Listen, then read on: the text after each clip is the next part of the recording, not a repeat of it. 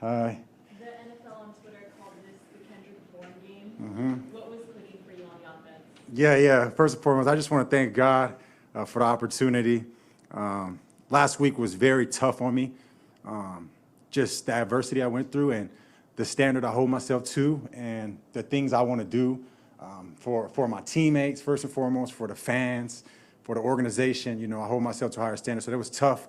And so today it's a blessing. I just want to thank God. But the offense was awesome to be a part of. Mac Jones, O-line, fighting, running backs, tight ends, man, just collectively we played well. It was tough for us to get in the end zone, but collectively we played sound, I think. Was getting down there pretty consistently. So just trying to play like that every week and just finish drives, but finish with points. I think we did that pretty consistently. Katie, you talk about being hard on yourself at the Jacksonville game. It was a critical job there, third down, you guys up 14-0. What did you tell yourself? Because after that, you was a man on fire and bounced back. Yeah, those type of plays, you know, I look at it as it falls on me. 3rd and 5, I'm wide open to catch a 5-yard route. Mac, trusting me, goes right through my hands. You know, I'm like, man, so it's just adversity. I think it's a game within a game. It's a mental game on the sideline that every individual player is having.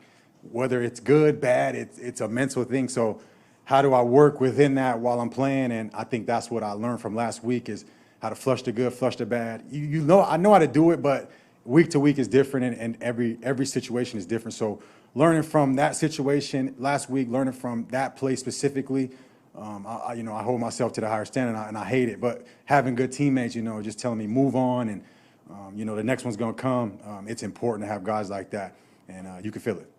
You played with Mac in a couple of different places now. What can you tell us about him, and why he can so seamlessly step in and be the starter? Yeah, I think Mac is just he's built the right way. His mental is the right way. He prepares the right way.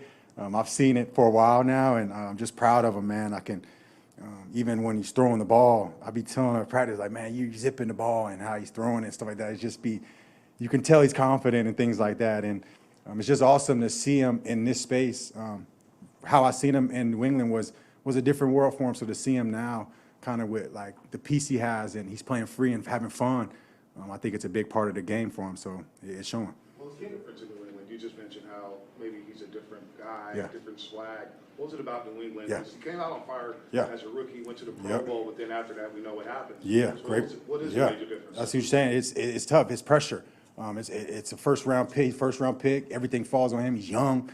He has to figure it out, and that's tough for anybody. So, I mean, I don't know what that feels like. I undrafted guy, but you just see it. Being a fan of the game, it's tough, and so that stuff is just different. Every situation is different. Coaching is different, and I think now, you know, he fits the system. The system is important for a lot of players, and it shows in his game. So shout out to Kyle, man, John and them. They doing a good job of getting people prepared. Even for myself, you know, I had the opportunity because Ricky's down and Jawan's down, and, you know, they got me prepared, and the same thing with Mac.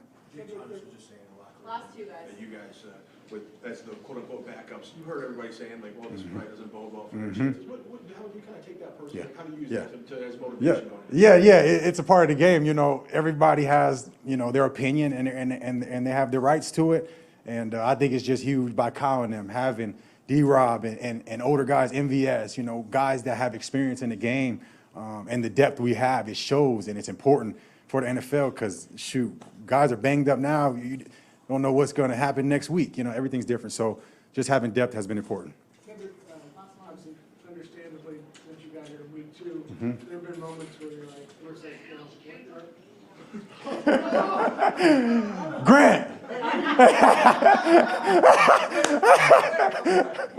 didn't say that.